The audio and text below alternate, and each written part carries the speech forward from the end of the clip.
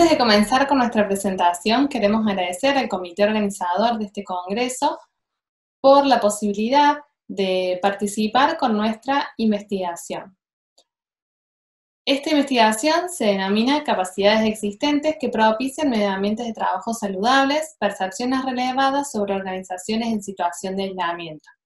El equipo de trabajo que realizó esta investigación corresponde a el licenciado Diego Mancilla Galeano, la licenciada Agustina Ravalli, la licenciada María Alejandra Ábalos, la licenciada Paula del Río y quien les habla, la licenciada Valentina Nuchetti. El brote de COVID-19, sin lugar a dudas, significó un importante impacto a nivel mundial, afectando no solamente a las personas, sino también a las organizaciones que conforman las diferentes sociedades. Numerosas organizaciones han podido responder a esta situación desconocida, generadora de incertidumbre y ansiedad, con agilidad y sensatez. El objetivo de esta investigación era analizar las capacidades existentes en distintas organizaciones de Córdoba que propicien medio ambientes de trabajo saludables, especialmente teniendo en cuenta los cambios producidos en la organización del trabajo desde la implementación del aislamiento social preventivo y obligatorio desde marzo del 2020. En cuanto a la metodología de trabajo, la muestra estuvo integrada por 131 personas que se encuentran trabajando en organizaciones públicas, privadas y del tercer sector y que durante el ASPO realizaron sus actividades laborales de manera remota. Se realizó un cuestionario para recabar datos sobre las dimensiones estudiadas, las capacidades existentes, tomando el concepto de Etkin y de Schwarzstein, y los riesgos psicosociales del trabajo tomados de Golag. Posteriormente, los datos se analizaron a través de una metodología cualitativa. Como bien indicó Valentina, se estuvo trabajando en este sentido con dos categorías. La categoría capacidades existentes, en donde en el instrumento que utilizamos básicamente relevamos cuáles fueron los recursos materiales brindados por la organización durante este tiempo de aislamiento social preventivo y obligatorio, entendiendo materiales brindados como materiales o recursos materiales en el sentido financiero, en el sentido tecnológico, en el mobiliario, en cualquier actividad o cualquier recurso que pudiera haber sido dado en ese sentido para realizar las actividades durante este tiempo. Ahí también otra de las cuestiones que tuvo el instrumento fue relevar los recursos no materiales, y allí trabajamos principalmente con la noción de procedimientos, normas, sistemas, capacitaciones, y otro tipo de elementos que no necesariamente tienen que ver con lo material, sino quizás con algunas otras cuestiones más vinculadas a lo simbólico. También nos resultó central pensar en las prácticas de liderazgo implementadas por la organización para realizar este trabajo remoto. Y cómo se incorporaron, diversificaron o modificaron estas herramientas, métodos, recursos a través de lo que fue el tiempo de trabajo remoto. Y por último, de qué manera se consideró o cuál fue la percepción de las personas con respecto a la utilización de los recursos. Si consideraron que la organización había utilizado los recursos de manera eficaz, es decir, estos recursos organizacionales se habían puesto en marcha de manera efectiva o eficaz para la resolución de las tareas cotidianas de las personas que estaban trabajando. Por otro lado, con respecto a la variable medio ambiente de trabajo, y ahí tomando centralmente las categorías provistas por el marco conceptual de autores como Goyak, Nefa y otros autores vinculados a los riesgos psicosociales del trabajo, y si bien la categoría medio ambiente de trabajo es una categoría que se incluye dentro de lo que tiene que ver con factores un poco más globales de las condiciones y medio ambiente general del trabajo, y los riesgos psicosociales como una parte de ellos, nos resultaba interesante considerarlo en el sentido amplio para evaluar específicamente después las condiciones de riesgos psicosociales. Pero eventualmente y efectivamente, como hemos trabajado, las categorías de medio ambiente de trabajo en este caso incluyeron preguntas o nociones referidas a, en el cuestionario que hemos realizado, si ha cambiado la intensidad de las actividades laborales, se ha cambiado el tiempo dedicado a estas actividades laborales en el puesto de trabajo que tenían que realizar, pensando en que el corte se dio de personas que trabajaban anteriormente de manera presencial y que a partir del aislamiento social preventivo y obligatorio comenzaron a trabajar de manera virtual, qué cuestiones habían cambiado con respecto a las exigencias emocionales del puesto de trabajo en esa situación. Se había cambiado también el grado de autonomía con respecto al puesto de trabajo. Se había cambiado también la actividad o la calidad de las relaciones jerárquicas, es decir, cómo eran los vínculos con el personal jerárquico, líderes, jefes, superiores, personas que estuvieran a cargo de esa actividad. Se había cambiado la calidad de las relaciones entre pares de trabajo, las relaciones, como se les suele llamar, horizontales. Se sentía que los conflictos éticos y de valores en el trabajo habían sido modificados. ¿Y cuál es la percepción? Esencialmente de la continuidad, seguridad y estabilidad laboral en el puesto de trabajo y en la organización. También, como una pregunta global y una pregunta abierta que se realizó, si desde que se trabaja en la casa la persona había sentido que el confort, la comodidad había cambiado, ¿no? Esto fue también un eje central de relevamiento que realizamos. Por último, hicimos una pregunta de cierre, también de verificación de preguntas anteriores, como también vinculación de los dos ejes anteriormente enunciados, que tenían que ver con una escala del 1 al 10. Cómo habían considerado que la organización en la cual estaban trabajando había respondido a estas circunstancias de aislamiento. Y también ahí los resultados, lo vamos a estar enunciando, fueron bastante significativos. Con respecto a la categoría capacidades existentes, se observa que en la mayoría de las personas consideraron que no se habían adecuado los recursos materiales para el trabajo. En este sentido, las computadoras, internet, los periféricos, la luz, por supuesto, el salario, bueno, cuestiones que tenían que ver puntualmente con el mobiliario, bueno, los espacios generales, obviamente, de trabajo que habían cambiado, no habían podido ser adecuados por la organización, pero sí con respecto a los recursos no materiales. En eso hay coincidencias en este sentido, que los recursos utilizados para coordinar, para gestionar, los recursos simbólicos para establecer pautas, modalidades de trabajo, habían sido adecuados en ese sentido.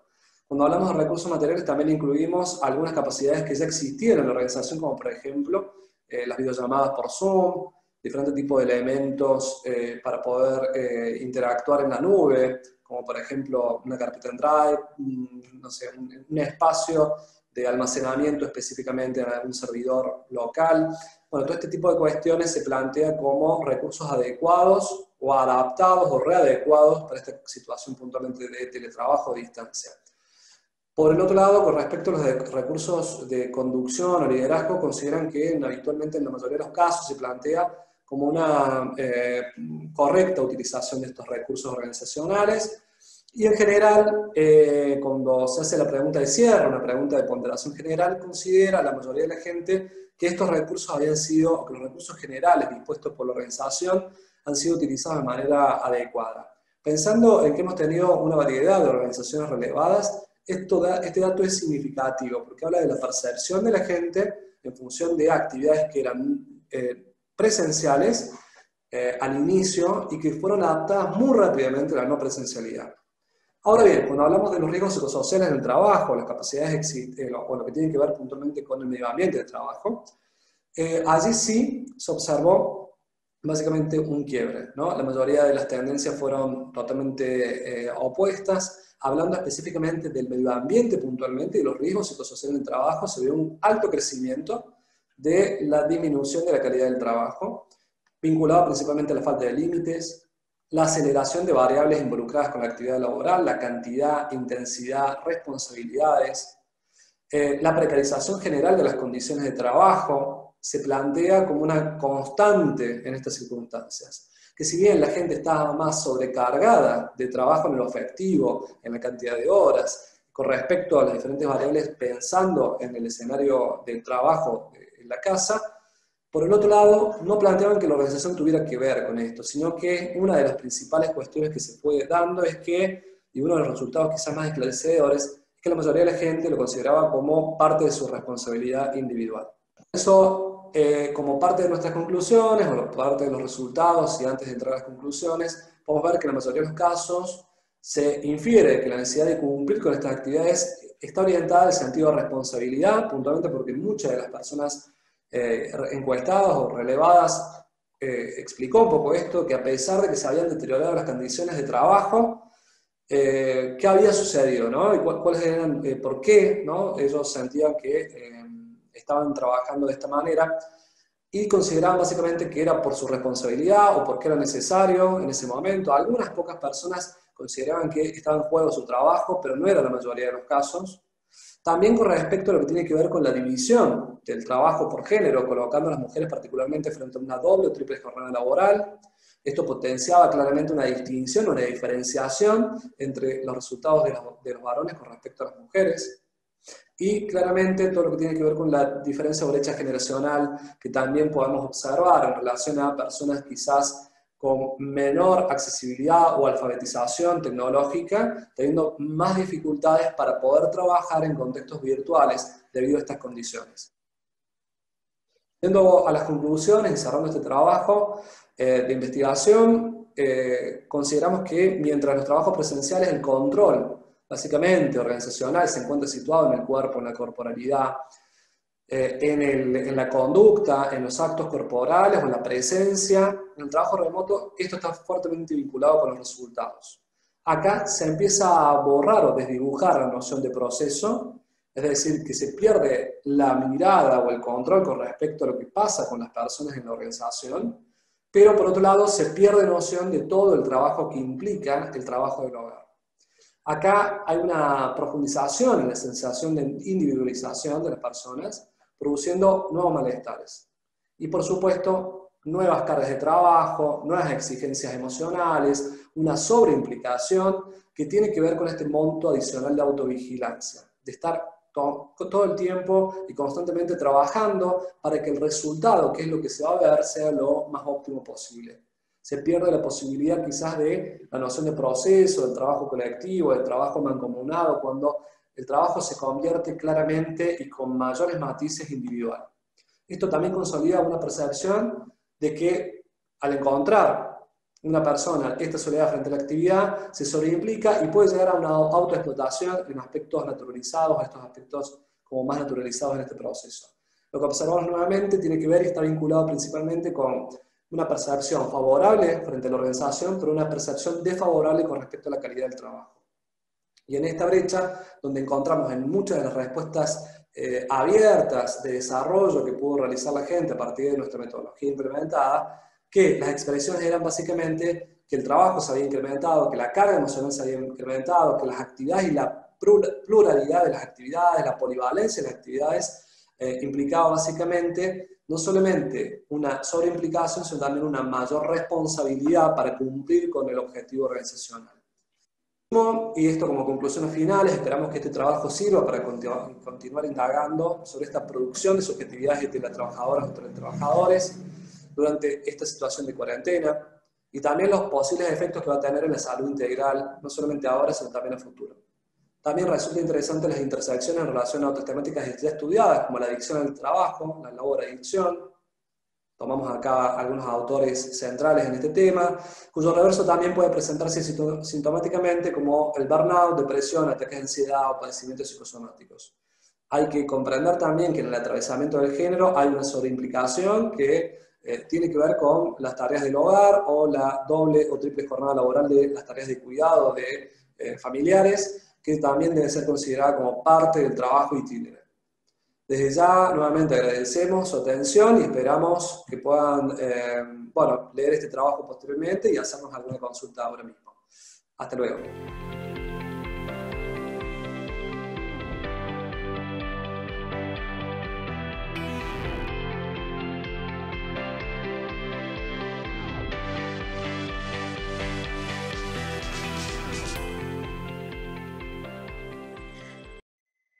Hola a todos, ¿cómo están? Mi nombre es María Inés Gómez del Campo. Soy profesora investigadora de la Facultad de Psicología de la Universidad Michoacana de San Nicolás de Hidalgo y junto con mis compañeras Lucía María Dolores Zúñiga Ayala, Belén Medina Pacheco, Itzel Liliana Fernández Montaño y Tamara Melina Villar Cepeda, presentamos este trabajo que tiene por nombre Percepción de las enfermeras de un asilo de ancianos sobre las habilidades sociales requeridas para su puesto. Este trabajo forma parte de un proyecto mayor que pretende desarrollar las habilidades sociales requeridas para desempeñarse en el puesto de cuidador de personas vulnerables. Entendemos cuidador como cualquier persona que realiza labores de limpieza, alimentación, compañía, tal vez alguna clase de terapia física, pero sin ser un trabajo especializado. De personas vulnerables, por personas vulnerables estamos entendiendo ancianos, personas con discapacidad, personas, por ejemplo, tal vez adictos, ya con algún tipo de deterioro cognitivo, etc. Queremos dedicarnos en este trabajo a las personas que se desempeñan en ese puesto, es decir, que tienen un trabajo, no son voluntarios, no lo hacen con sus familiares, sino que reciben un sueldo por hacer este trabajo. Y se considera que es un trabajo que implica un fuerte desgaste emocional, aun cuando la persona no sea su familiar, y por lo tanto requiere una serie de habilidades sociales muy específicas que no tienen nada que ver con el perfil en sí. Puede ser enfermera, puede ser de salud pública, puede ser alguna otra persona sin ninguna escolaridad o trabajadora social, pero las habilidades sociales que requiere no tienen que ver en sí con el puesto, con el perfil escolar de la persona. En esta ocasión presentamos, dentro de este proyecto, lo que estamos presentando en esta ocasión es un trabajo realizado con las enfermeras de un asilo de ancianos dependiente de una organización religiosa en la ciudad de Morelia, Michoacán, en México, y el lugar se denomina Asilo Divino Redentor. Es un lugar que, les digo, pertenece a una congregación religiosa, pero está atendido por personas que se les contrata para la atención a las ancianas. Básicamente tienen mujeres y tienen una capacidad de alrededor de 20 personas, 20, 25 personas, que viven ahí de manera permanente. El objetivo de este trabajo fue identificar aquellas habilidades sociales que las enfermeras de este asilo de ancianos consideran más importantes para desempeñar su puesto como cuidadoras. Entre los antecedentes podemos encontrar los trabajos de Luján y de Gallardo y Rojas, quienes hablan de que las enfermeras que atienden ancianos se ha demostrado que cuando tienen falta de habilidades sociales, puede favorecer la aparición de problemas con los usuarios del servicio. O sea, pueden tener dificultades, pueden tener fricciones con los ancianos o con los familiares de los ancianos cuando estos van, o en general pueden tener problemas inclusive de maltrato o de descuido de los usuarios del servicio. ¿Pero qué estamos entendiendo por habilidades sociales? Ballester y Hill definen las habilidades sociales como el conjunto de estrategias de conducta que permiten a la persona resolver una situación social de manera efectiva, tanto para el propio sujeto como para el contexto social en el que se encuentra. Es decir, todo aquello que socialmente nos ayuda a desenvolvernos de una manera satisfactoria. Entre estas habilidades se encuentra desde luego la comunicación, la capacidad para trabajar en equipo, la empatía, el poder marcar límites con las personas, el manejo adecuado de nuestros propios sentimientos y toda una serie de cuestiones. Esta investigación se realizó con un enfoque cualitativo desde una perspectiva fenomenológica, ya que se exploró la percepción que las enfermeras tienen sobre su trabajo. Esta perspectiva fenomenológica, este enfoque cualitativo es tal como lo describen Rodríguez Gil y García en 1999. La técnica que utilizamos fue el grupo focal. Se consideró interesante abordar el tema desde la perspectiva del grupo focal para darles voz a las propias empleadas de la institución. El grupo focal es como una especie de entrevista conjunta en el que se plantean preguntas y se discute el tema. Y bueno, todas las personas involucradas participan contestando esas preguntas. Aunque el asilo es administrado por una orden religiosa, como les comentaba, el personal es contratado. Las participantes fueron 10 enfermeras de entre 28 y 40 años de edad, con una antigüedad en el puesto de entre 5 meses y 4 años y medio. Las enfermeras no están las 10 todo el tiempo, sino que tienen turnos. Entonces encontrábamos, como no son muchas personas las que estaban, les digo, son entre 28 y 30 personas, con 10 enfermeras se atiende.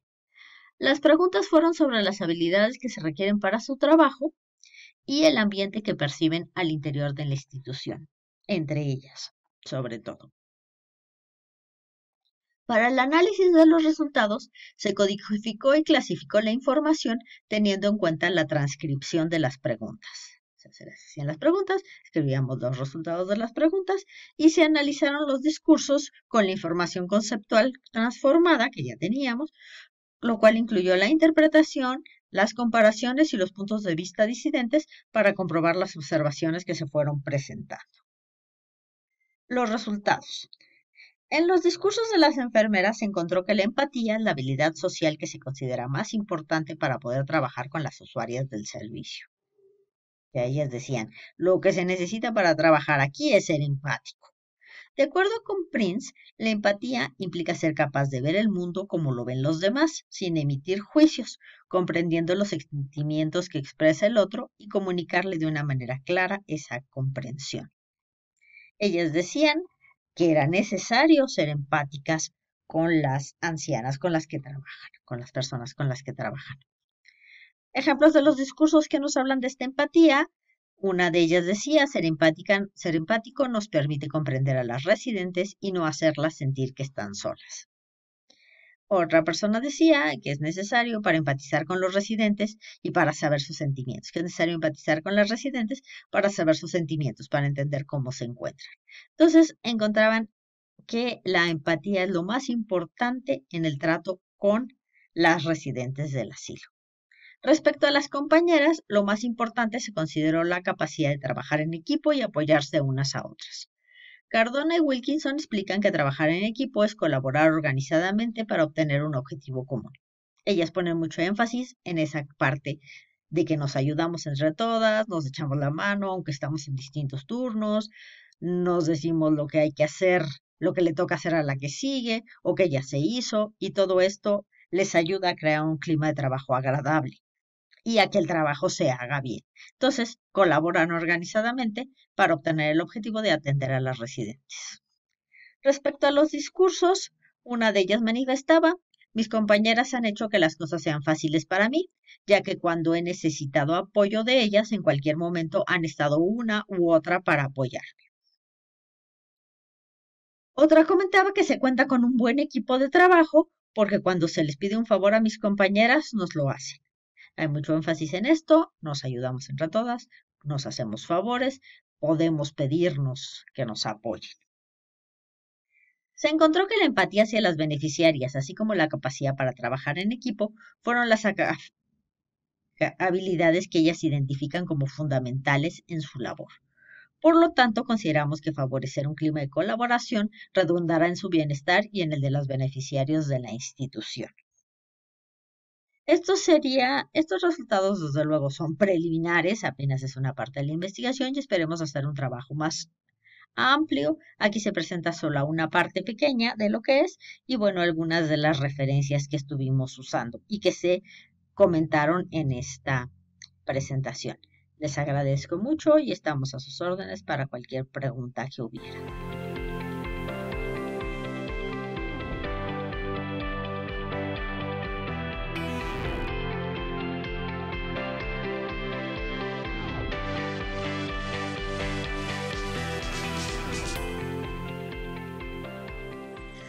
Buenas tardes, mi nombre es Lucía María Dolores Zúñiga Ayala, trabajo en la Facultad de Psicología de la Universidad Michoacana de San Nicolás de Hidalgo, está en Morelia, Michoacán, México, y voy a presentar parte de un proyecto mayor que estamos haciendo con el Cuerpo Académico de Desarrollo Humano.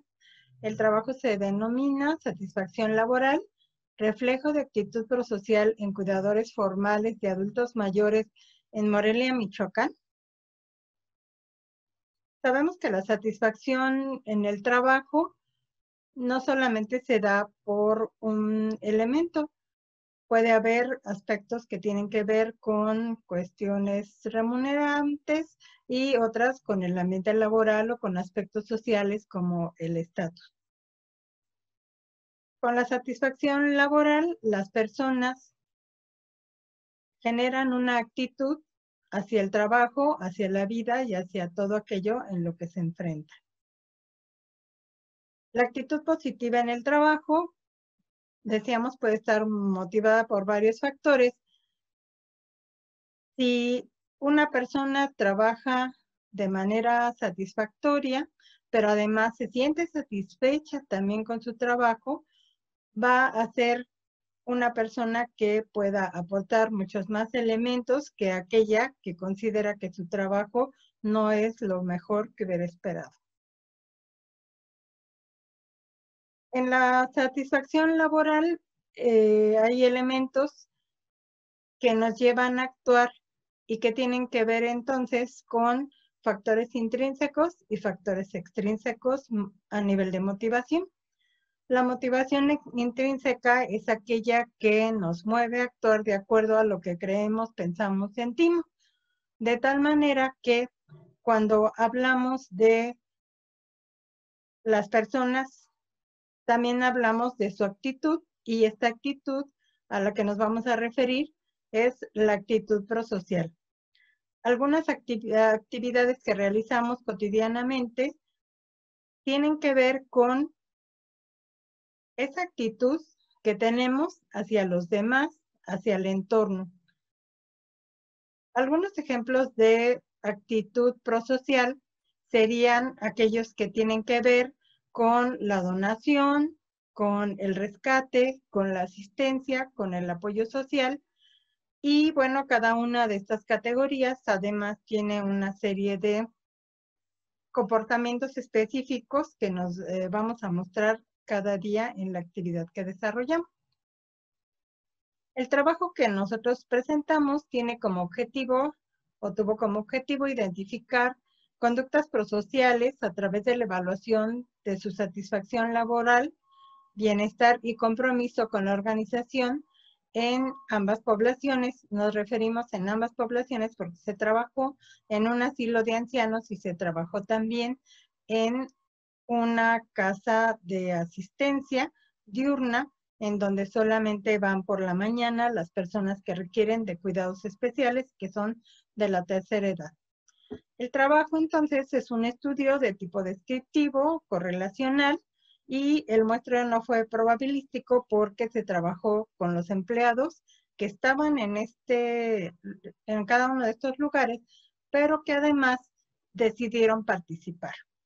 En el caso de la estancia mayor, participaron los 12 colaboradores. En el caso del asilo de ancianos, solamente pudimos obtener la participación de 14 de los 30 trabajadores y con ellos se llevó a cabo este diagnóstico. Los instrumentos que utilizamos fueron el cuestionario de satisfacción laboral de Melia y Peiró 2023, el test de bienestar V17 y el cuestionario de comportamiento de compromiso organizacional de Meyer y Allen. Y bueno, los resultados se analizaron en el programa SPS 21. La pregunta de investigación fue si la satisfacción laboral podría ser un reflejo de actitudes prosociales y qué componentes de ellas se relacionaban con la conducta prosocial. Las hipótesis que planteamos era si los cuidadores de adultos mayores aseguraban que lo más agradable de su trabajo era brindar asistencia y apoyo a los usuarios, entonces la satisfacción intrínseca debería ser la que puntuaría más alto. Planteamos otra hipótesis opcional, también de trabajo, en la que decimos o preguntamos si existe relación entre el compromiso organizacional, la satisfacción laboral de los participantes y si esta conducta también se refleja conductas prosociales al generar bienestar en los cuidadores. ¿Por qué supusimos que a la gente le gustaba trabajar con los adultos mayores? Porque en un inicio se realizó un grupo focal y en este grupo focal se preguntaba si les agradaba su trabajo, qué era lo que más les agradaba, qué era lo que les desagradaba y qué era lo que ellos podrían cambiar. En los resultados que encontramos, a la pregunta de ¿qué te gusta de tu trabajo?, pudimos obtener en general que pueden ayudar a las personas que asisten a los centros y que lo pueden hacer mediante lo que ellos conocen o saben hacer, y pues que les reconozcan también el trabajo pensando en que sí sirve. En cuanto a la pregunta de si te disgusta tu trabajo, las respuestas fueron pues saber que atendemos un día a las personas y no van a regresar. En el caso de la estancia, ya sea porque se enfermaron o porque fallecieron, se van a ir de este mundo y no sabemos cuándo. En el caso del asilo, porque las personas viven permanentemente en ese lugar.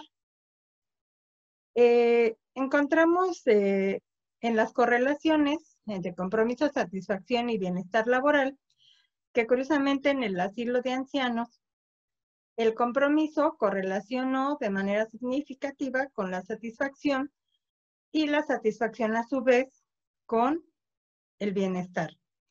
En la estancia del adulto mayor, la correlación que encontramos fue del compromiso con el bienestar.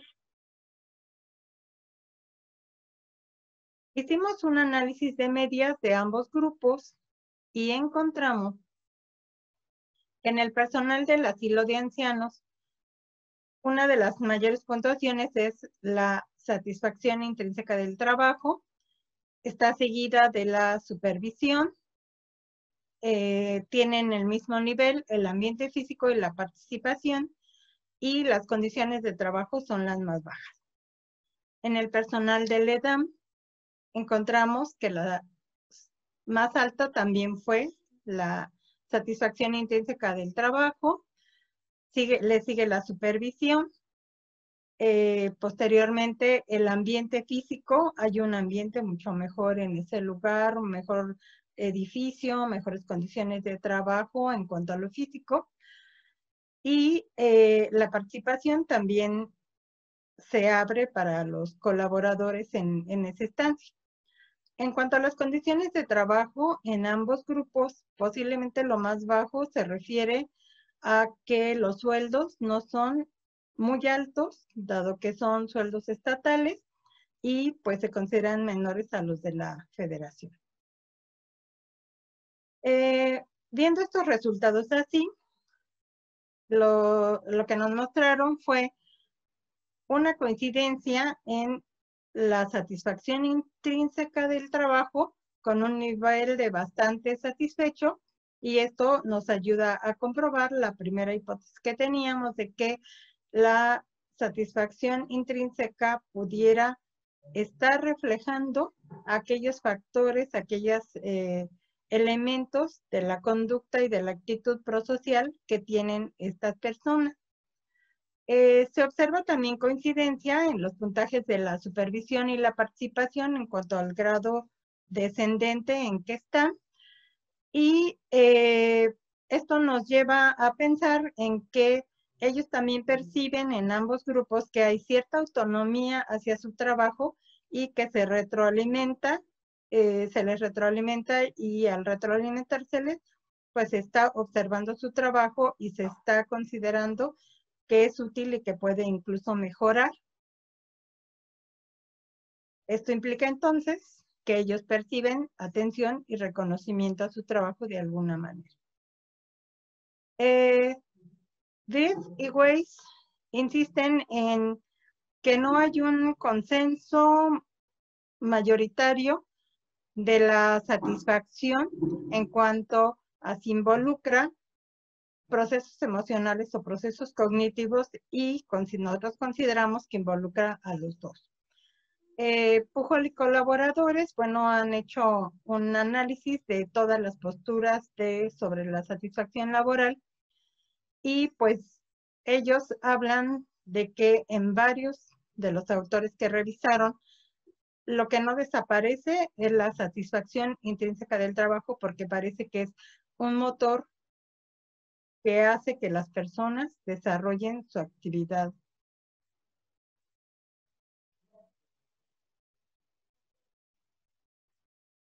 Nosotros hemos estado hablando entonces de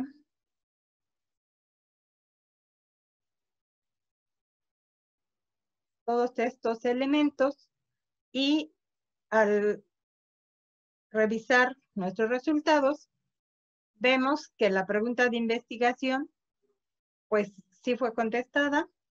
Sí, la satisfacción laboral en un momento dado podría ser un reflejo de actitudes prosociales, y que ésta se relaciona con, por tanto, con la conducta prosocial. Si las personas aseguraron, y bueno, lo vimos cuando realizaban su trabajo mediante algunas observaciones, que mostraban dedicación y mostraban afecto hacia las personas incluso que estaban atendiendo, podríamos decir entonces que sí, su conducta prosocial es la que llevó a obtener estos resultados.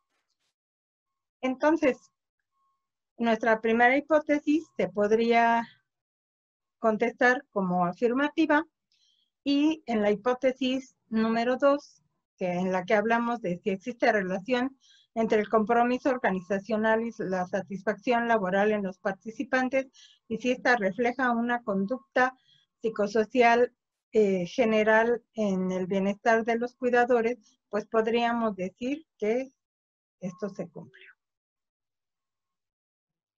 Para terminar con la exposición de este trabajo, puedo decir que es importante hacer algunas recomendaciones, así lo consideramos en el equipo de trabajo, porque ambas instituciones tienen casi la misma situación y sí tienen algunas diferencias. Para ambos, como retribución a su participación, y bueno, como una obligación de nosotros como psicólogos, impartimos talleres en los que manejamos elementos protectores que los ayudarán a ser más resilientes ante la pérdida de estas personas a las que atienden, dado que sobre todo en el asilo de ancianos, como es permanente la estancia de los adultos mayores en ella, el trato cotidiano los lleva a considerar a las personas que asisten como familia, y entonces los duelos los viven de la misma manera que si perdieran un familiar. En el caso de la gente de la estancia, pues también, pero a ellos no les toca ver cuando fallecen, solamente se enteran, y entonces, bueno, las condiciones son un poco diferentes. Sin embargo, el trabajo de la inteligencia emocional en ambos lugares es muy importante, y por eso se pensó en trabajar con sus emociones, que ellos reflexionen sobre la eficiencia que tienen en su trabajo y sobre lo que a ellos mismos han considerado les retribuye el hacer esta actividad, que la han hecho de manera voluntaria y pues muy adecuadamente.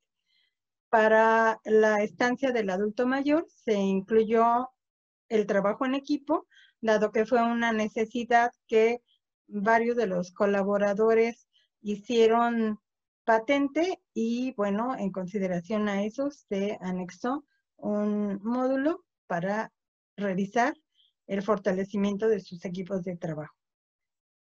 Pues eso es todo por mi parte. Muchas gracias por su atención y quedo pendiente de sus preguntas.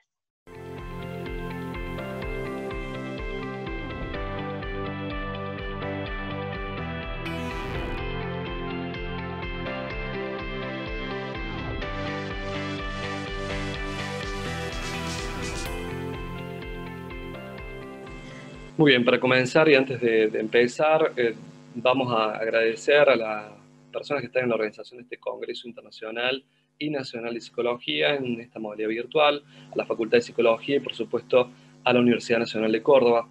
Vamos a estar presentando esta ponencia denominada Sistematización y Análisis de Manuales de Orientación para la Inserción Laboral, Itinerarios Vitales en el Paradigma de la Complejidad.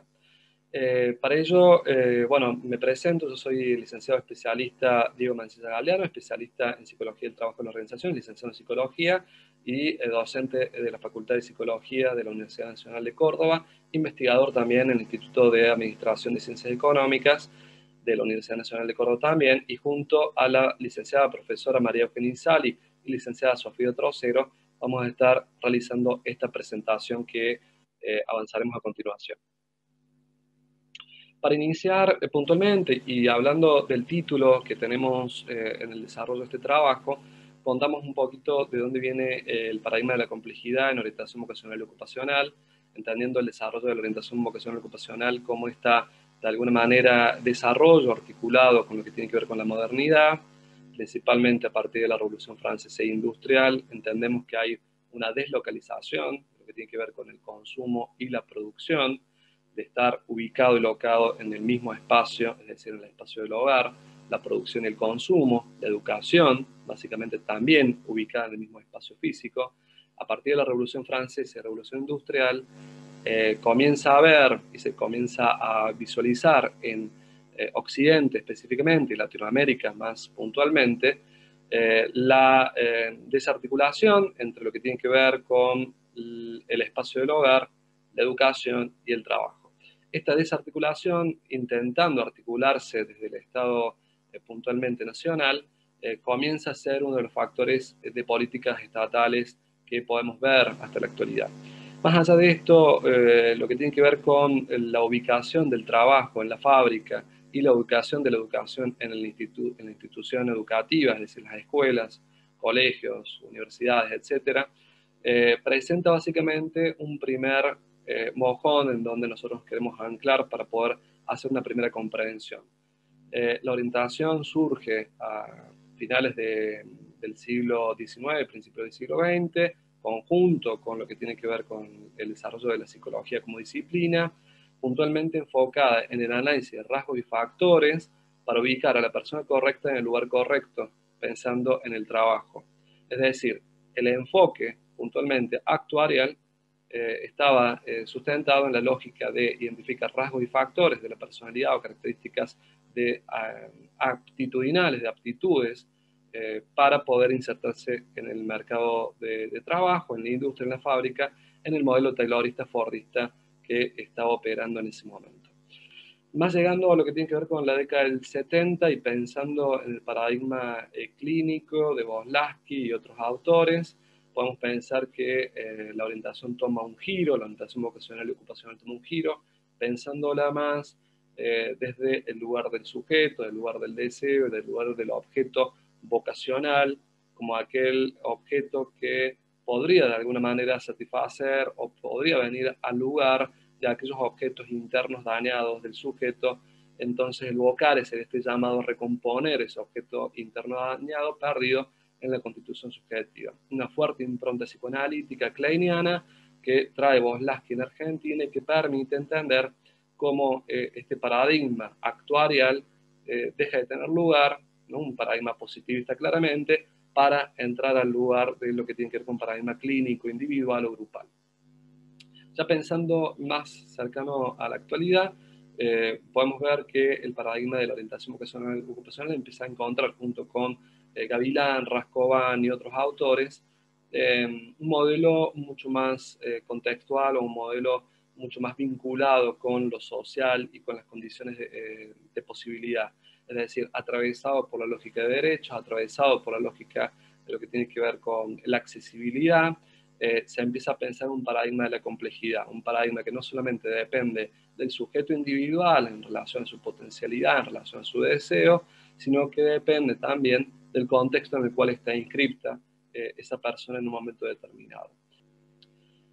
Acá nos interpela el sistema socioeconómico actual a pensar básicamente no solamente en esta desarticulación en lo que tiene que ver con la salida laboral que presenta el sistema educativo actual, sino también en lo que tiene que ver con la formación para la inserción laboral.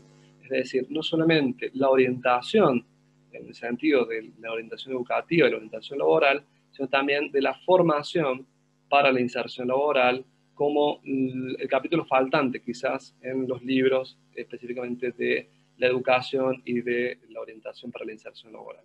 En este contexto es donde inscribimos nuestra pregunta de investigación, donde a continuación vamos a desarrollar más puntualmente cuál fue nuestro objeto de investigación, nuestro objetivo puntualmente, la metodología que utilizamos, las principales conclusiones.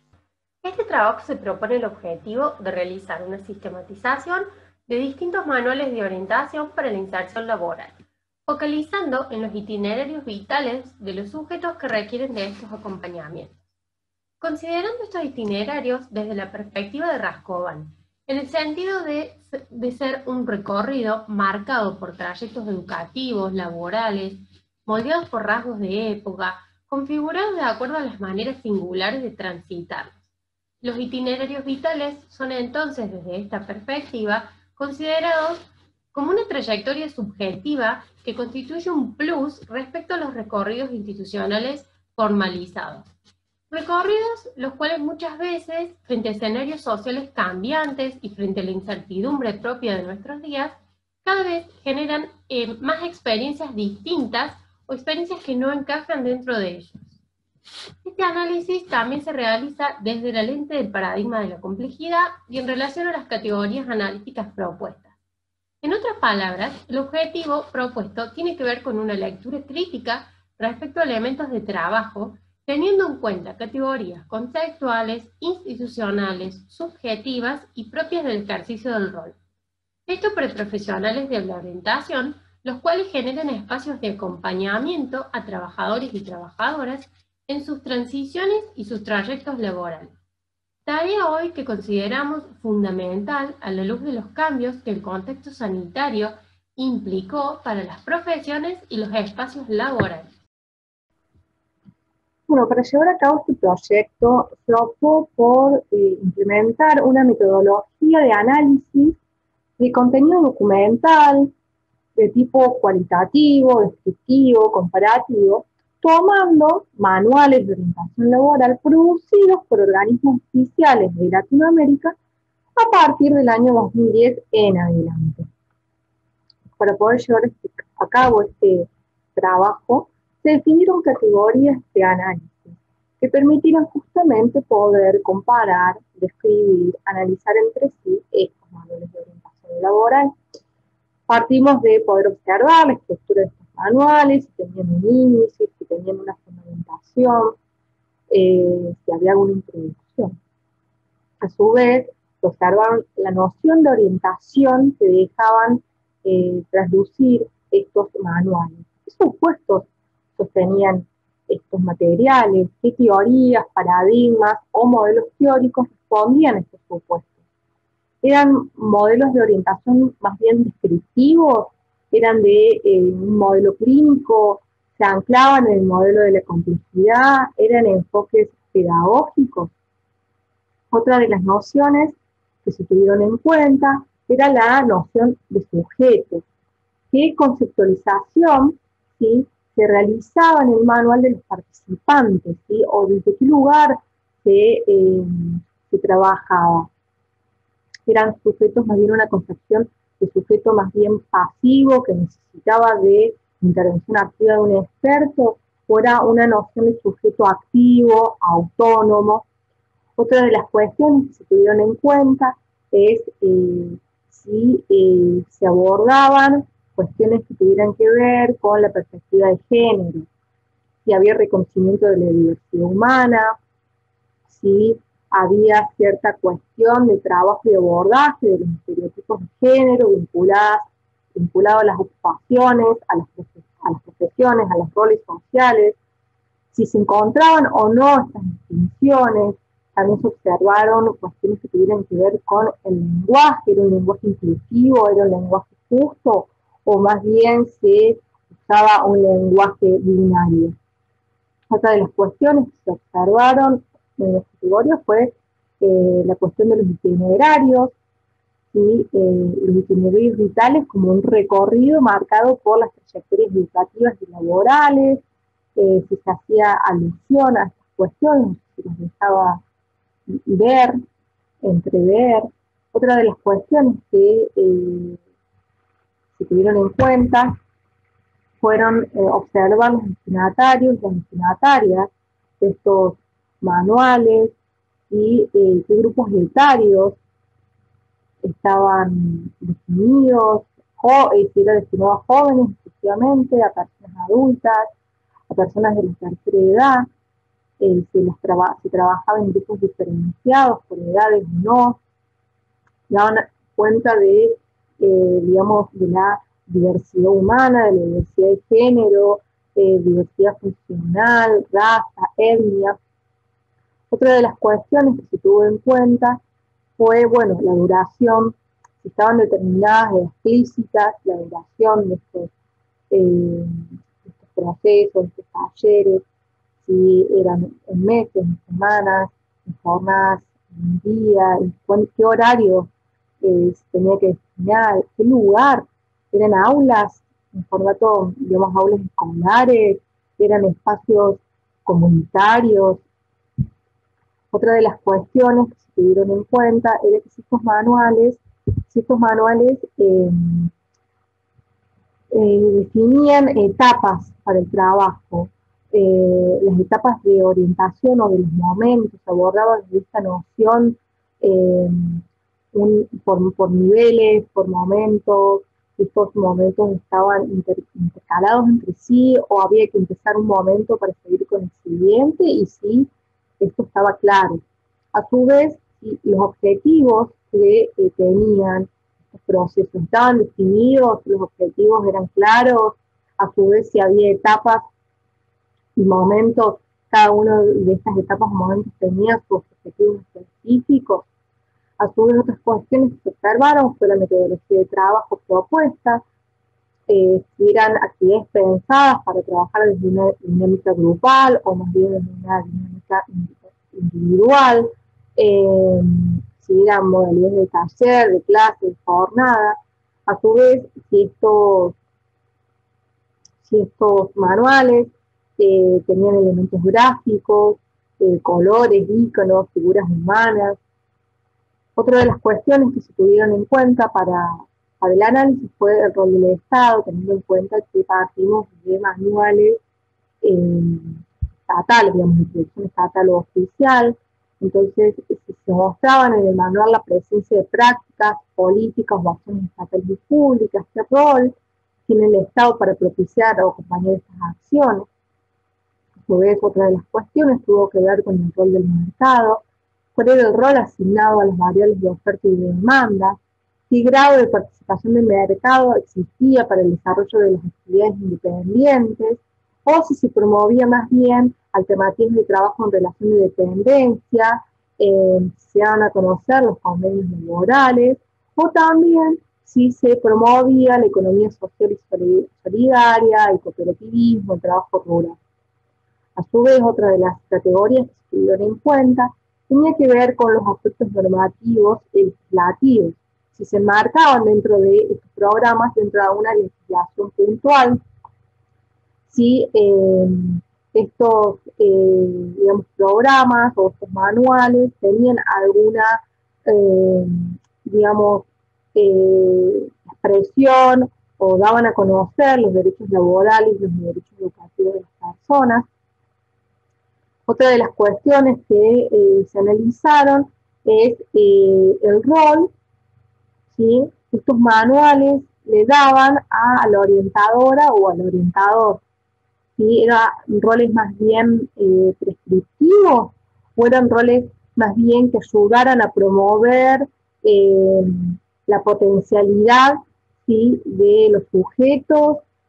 Si estos orientadores o orientadoras más bien acompañaban las trayectorias vitales, respetando los derechos de los sujetos, promoviendo una cuestión mucho más autónoma, las elecciones o las decisiones. Y por último, otra de las categorías de análisis tuvo que ver con relación al sistema educativo. si existían propuestas de articulación entre la orientación, la educación y el trabajo, si estaban anclados dentro de la educación formal o ya más bien se vinculaban o se anclaban dentro de la educación informal, se promovía también la capacitación dentro de la educación formal o más bien promovían la formación, digamos, dentro de ámbitos informales o se podían entremezclar estos tipos de formación. Muy bien, para concluir, podemos adelantar con respecto a esta investigación de manuales de orientación para la inserción laboral, atravesando las categorías de itinerarios, como lo hemos propuesto, que existen numerosos manuales en la región y en los que nos hemos enfocado específicamente con el equipo, que trabajan desde una perspectiva más actuarial, desde una visión desde recursos humanos, más administrativa, otros manuales que trabajan más específicamente de una perspectiva clínica, una perspectiva enfocada en lo individual y enfocado en el recorrido y la trayectoria individual de cada persona para la inserción laboral, y por último, modelos que trabajan mucho más el paradigma de la complejidad. En este sentido, podemos observar que aquellos manuales que trabajan desde el paradigma de la complejidad son manuales que tienen una mayor diversidad de propuestas de trabajo, una mayor diversidad de las poblaciones a las cuales se dirigen y una mayor diversidad con respecto al rol de los y las orientadoras en relación a las actividades a realizar, el proceso a dirigir, los tiempos, pero también los resultados esperados. También podemos observar que las expectativas con respecto al proceso en cada caso, en cada manual que hemos observado, son diferenciales. Por eso nos resulta sumamente importante para fijar procesos de orientación vocacional y ocupacional y para establecer manuales de orientación y recomendaciones para la orientación, tener presentes estas categorías analíticas anteriormente enunciadas y poder hacer una lectura crítica con respecto a los procesos de orientación a las personas que atraviesan desde una perspectiva del derecho, pero también desde una perspectiva psicosocial en general. Desde ya, muchas gracias y quedamos a disposición por consultas.